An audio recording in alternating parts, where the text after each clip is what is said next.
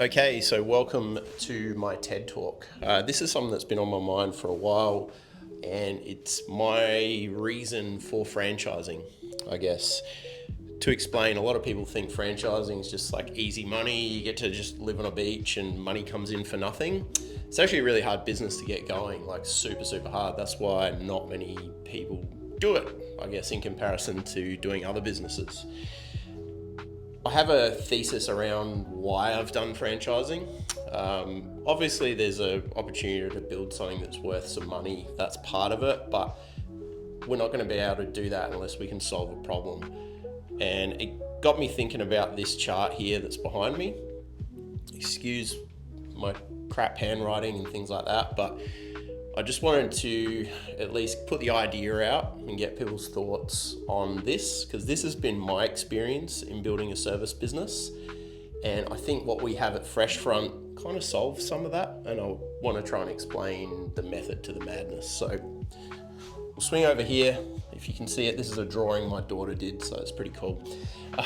But when we start, before I explain the chart first up, okay, so x-axis, we've got effort. That's the effort and time you're going to put in. And then y-axis, we've got results, what you get out of it. That could be money, could be satisfaction, could be free time, okay?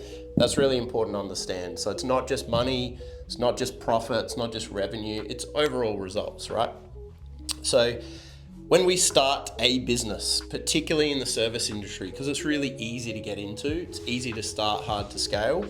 But when we start something, we've got uncertainty, right?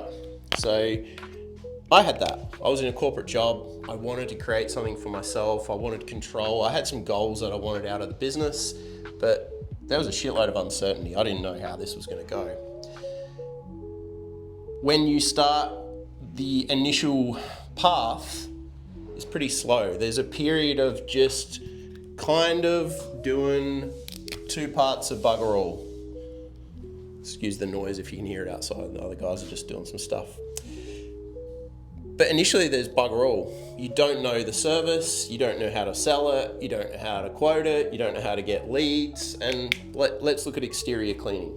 You go buy some equipment, great. Now what? Oh, I've got to get leads. I'll just run some ads. How do you run ads? How do you get them to convert? What services do you do? How do you actually turn this into a business? So there's this shitty period of just not knowing. And I had that at the start. I went out and bought some equipment and piss farted around, and then just kind of twiddled my thumbs for a while, working out how to get jobs and get traction. But once you get traction, you hit this magical moment here where you have like quite a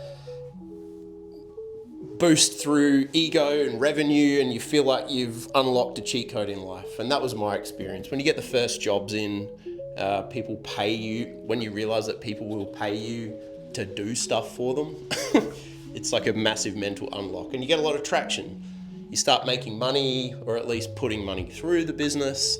You get busy because you obviously do good work, all that stuff. You'll get to this point here, and this is still pretty early days. This could be a few months in, a year or two in. It's different for everyone, but you get to this point where you start to see the opportunity. You get a little bit of shiny object syndrome, and you think, well, why don't I do more services? If I do more services, I'll get more jobs. Then I'll make more money, and rah. And we start looking at adding on things to the business and, spending our time in the wrong areas. Like, let's tweak with the equipment so I can be 20% faster. Let's look at tweaking our website so we rank better. Although that stuff works, but early on, you don't know what the fuck you're doing. So you're just wasting time. This is what I call dilution. It's where your efforts are just diluted. So your efforts continue on as normal, but your outputs don't increase. Doesn't mean you're not busy, it means your overall output. And we come back to this axis here. The output and the results are time, profitability, freedom, satisfaction. That doesn't grow at this stage. You just get more busy for the sake of it. Through that, you will get a dip in the dilution phase, because that's when you start fucking things up, because you're doing too much. You're either not looking after your customers, you're doing services that aren't profitable, Classic example, you bolt on a new service to the business because you think it's going to add more revenue to the business. You don't know how to do it. You don't know how to sell it. You don't know how to generate a profit. The real kicker here is you won't fucking know if you're losing money or not because you'll be too busy. And that is the secret or the key to this dilution phase. But you will get through it. You will realize, hey, these things work. I'm going to keep doing these things and get better at them. So then you go through growth, and that's when you get like a really nice period of growth. You start making some decent money. It's probably still just you on your own. Now, I talk about exterior cleaning, but this really applies to any kind of service business, really. But we'll talk about it in terms of exterior cleaning because that's our wheelhouse. This is where you get really busy. You start pumping out work, customers love you. You might be a year or so in and people start calling you back. Unfortunately, the people that you did stuff for bugger all at the start, they kind of expect you to do it for that. So you got this sort of awkward situation where you got to do stuff cheap or cut them loose, which is most people just do stuff cheap and lose money and therefore affect this trajectory. But that's the growth phase, right? And you'll get to this point. See, a lot of businesses do this and they're generally solo at this point. They peak out at growth, right? And they've built the whole business so far just on getting shit done, which is what you do. That's great. But at this point, people start to think, shit, this is bigger than me. I'm busy all the time. I'm quoting all the time. I'm taking all these calls. I'm trying to sort out marketing. All right, we got to grow. And then you got all these bullshit business mentors online who just say, work on your business, not in your business. Reality is you don't have that luxury. You'll have to do both. Most people don't have the time. And the first thing they want to do is obviously get someone to help them in the service. So in our industry, I got to get someone on the truck. I like to call it as well, get a bloke phase, get a ute, get another trailer, get another truck, then it will just work. It doesn't. This is where we go down a decline. Now, revenue may still go up. You may be doing more turnover, but the pain and the overall output goes down. Why? Because you're dealing with a lot of shit. You're trying to find people. You can't find the right people. You do find people. You don't know what to pay them. You don't know how to structure their day. You don't know how to train them. They kind of just tag along with you. So they're not actually adding to your productivity.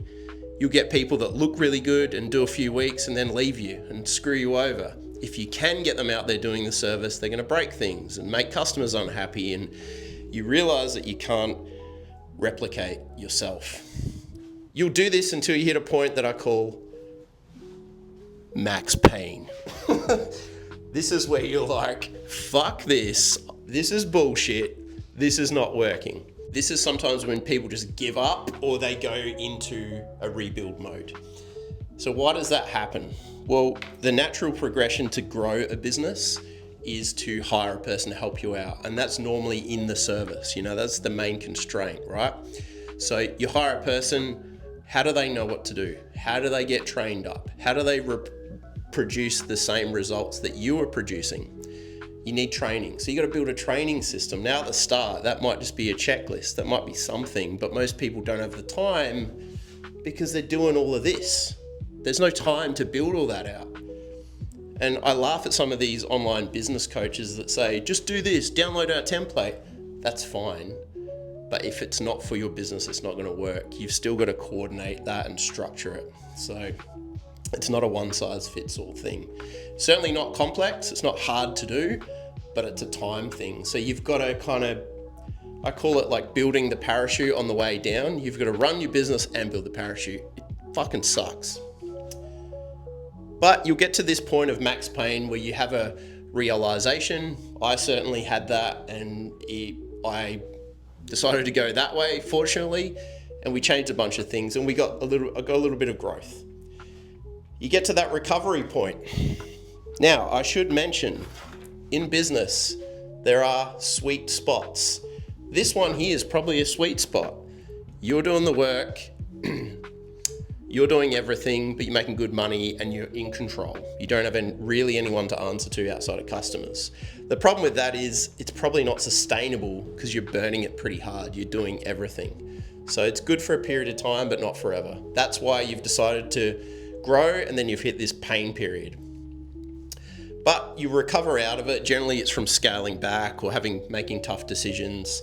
And as humans, we don't like doing that. Humans like safety. Think about when you go to the gym, you're lifting weights, the weight's heavy, everything in your body is telling you to put that shit down. But if you push through it, you'll get fitter. And the same with business. At this point, everything in your body is telling you to stop. So you generally go into recovery mode. Some people who are strange will push through. The 1% will find a way through to grow through it. But that's not everyone. That's really hard to do. And those people will take a massive hit personally to build something for the longer term. Along the way, through this journey, they're doing like a condensed version of this constantly. Once you hit recovery mode, that's where things are back on track. You're doing your thing. You've realized what your business is. You've realized how hard it is to probably grow. And you might, like I said, go this way, be the 1%, or you might hit entropy. So what's entropy? Entropy means natural decay. So it's not anything that's super catastrophic. It's just a slow burn, a natural decay. So if you're running your own business, you might go, I'll do a couple of days a week. I'm busy enough. That's fine. I've got a few reviews online. The website's there. Customers are pretty happy. Yeah, I'm not really going to worry too much about the pricing. It's all good. I guess the numbers are fine. The accountant's happy. You get into that mode and you actually do the same effort, maybe a little bit more effort, but a lot less returns. At this point, there's two forks you can go. And I've seen this over and over. You continue on the complacency mode where you just kind of ride it out and find that sweet spot, and that's all fine. But you've really, when you look at it, you've gone through all this journey and you're back here at this sweet spot. You should have just bloody stopped there. However, some people will do that. Some people, which I see it constantly in all kinds of business, is distraction. They've realized that this is hard, so therefore they look for the next shiny thing. Shiny object syndrome. People who are really entrepreneurial tend to do that, look at different opportunities. I've done a bit of it, and really where the business went better was when I focused in. So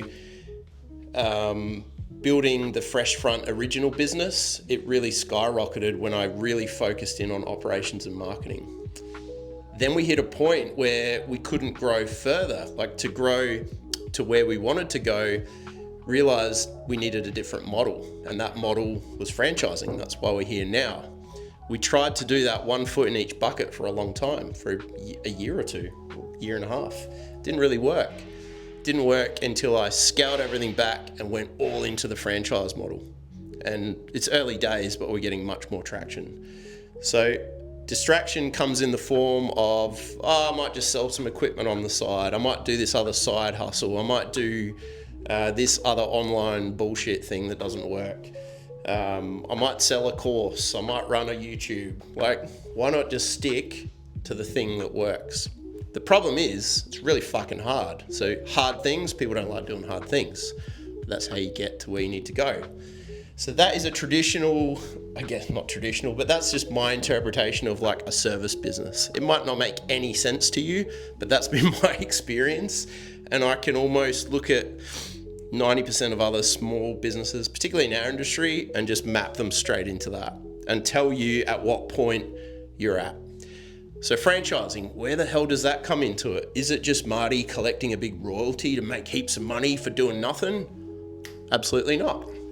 So franchising gives you all of these mistakes and systems, and it smooths out this curve. And let me explain how. So say you start, you've got the same uncertainty, probably more. And typically people who get into a franchise, they're coming from something. The best franchise partners are the people who've already achieved something. So they understand this thing, leverage, right? Business is all about leverage. The smartest people in business utilize leverage. They don't try and reinvent the wheel. They take things that work and scale them. It doesn't mean that every business ever is like a franchise where they take a system, but everyone's using a form of leverage, whether that's people, capital, knowledge, technology, so on and so forth. Franchising is just a simple form of leverage. So when you start, you've got that uncertainty, right? You don't know the business. You don't know the pricing. You don't know the technology, the marketing, the blah, blah, blah, all the stuff. You know nothing. But you get that, for the most part, on day one. You get all that stuff. The franchisor is going to give you training. They're going to plug you into the systems. The franchisor is probably, hopefully, if they're a legit franchise, they've probably done all this shit. They've worked out all these problems already. So from day one, you're getting plugged into that. Now, does that mean it's your business? Of course. Are you an employee? Fuck no. It's your own business. You're just using leverage to grow it. So that's a massive misunderstanding in this franchise game, I've noticed. It almost gives you more power because you've got more control. And let me explain what that's about later. But when you start, you get the keys to the kingdom. Now, you might not use them all on day one. You're going to edge into it. But generally, the curve's going to be a lot like this because you know where the jobs are coming from. The franchisor's helping you with marketing. You know how to price things. You've got the technology. You've got the systems. You start executing on the plan. If it's a good franchise system, some of them are shit and they just give you a magnetic thing to put on your car and say, off you go, we'll bill you at the end of the month. But that's where we do due diligence into finding the right franchise system, right? But we generally get a good bit of traction and it's going to put us smack bang here at the dilution point, right? The point where we're like, hey, this is good. How can we do more of this good shit? Maybe we'll do bigger and better.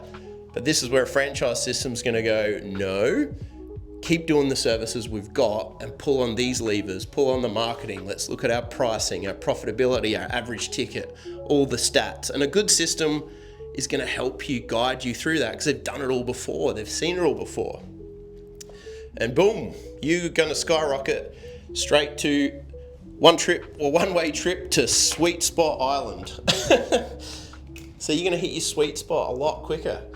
Now, does that mean because I'm part of a franchise system, they're going to push me and make me do things I don't want? No, it's your fucking business. You get to do whatever you want within the rules of the franchise agreement, but you get to grow it as big or as little as you want. The beauty is at this sweet spot, you have maximum, instead of max pain, you've probably got max joy. Why? Because the franchisor is helping with the marketing. They're helping book and qualify your leads. Well, I speak for what we do. We're helping with marketing. We're helping to book and qualify leads. We're running the technology stack. We are building software, apps, automations, AI agents in the background to make life easier for our franchise partners so they can continue on this without dealing with all this shit. And that's the key of, that's a real key of leverage in a system. Yes, you have to give up some revenue to do that. You have to give up revenue. Our fees are 10%, top line revenue. We only get paid if you get paid. It's a pretty fair deal. Think about all the costs associated with going through this bullshit. It's gonna be a lot more than 10%. Why? Because I've done it. I have done that. I know. This is why I've built this system. So I built Freshfront as the system I wish I had when I was here. But let's say we've got a motivated person and they want to buy themselves the poor man's Porsche. They've got a goal to buy themselves a Cayman, 180 grand or whatever. They're going to start saving up for that. And let's use that as the example rather than something boring like a house, because Porsches are cooler. Right? So they're like, well, you know what? I want to put my second truck on and I want to reach the new level of max joy. And I know it's going to be a bit of a grind, but the system's going to help me go there. How's it going to help me? Because I rinse and repeat the same systems. I'm deploying my time, effort, and resources into shit that works. I'm not running through the unknown. I'm simply following a plan, executing on the plan, and I've got support from someone, being the franchisor, who's got skin in the game. That franchisor doesn't get paid unless I'm making money, so let's make money together. And that is the opportunity. Now, not everyone, but some people want to go there. And for like an exterior cleaning business, that's probably putting a second truck on. What we do is we help get the profitability up to a certain level on a truck, iron out the kinks, and then it's time to add the next truck. And we help people scale into that because we've done it before. There's a few tricks to doing it as well. The beauty of that is we've got the training, we can help with the marketing, we can help with the recruiting of the right people. We've got a brand that attracts the right people. All the experiences I had in growing the business in my business. But at that second point, 2 trucks could be north of 50 grand a month, maybe a little more. You're maybe on one, you've got a great person on the other one that obviously we've helped you find and bring into the fold, and there's some strategies that we have around that to get the right people. And those people can run the same system as you, and you can replicate yourself because you've got a system. You've got the time to help them. You've got the time to mentor them. You've got the time for quality control. You've got the right leads coming in. You know your pricing structure. You're not underpriced. You've got enough margin to pay someone, blah, blah, blah, blah, blah. There's a lot to it. But you can see where this goes. And this really goes to another level where someone puts another truck or they buy another territory. And how the hell can they do that? They got the system. They got the playbook. They're not having to go through versions of this. Now, I'm not saying business is easy. I'm not saying being a franchisee in a business is easy, but it's a hell of a lot easier than doing it all yourself. That is from my experience. So that's my little rant on business growth. Have a think, appreciate any comments on what you think about that. You might think you're full of shit. If so, tell me. Let's have a chat. The key here is leverage, right? Think of franchising as leverage. Understand the model that you purchase and what the value that brings to you. And really what it is you purchase a system, get a bunch of support, and then you use that to your advantage. And that's the beautiful thing about it. The other thing that no one wants to talk about is if you get to this point, guess what? Your business enterprise is probably worth more than this, or even this. Why? Because you've got an established support system, an infrastructure. You've got disclosed earnings. You've got legal contracts that make everything watertight. So selling this is a lot easier than selling this. This is generally worth your equipment. This generally has a bit of a multiple on it. If you get involved in a brand early, fresh front, emerging franchise, won awards and stuff. If you get involved early, there's a lot more upside in building that. So if you want to sell it, exit out, whatever it might be, there's more opportunity to do that. So have a think. If you're interested in talking about franchising or learning about the system, hit me up, freshfront.com.au. Have a look at what we're doing. If you want to build something cool, we might be able to do business.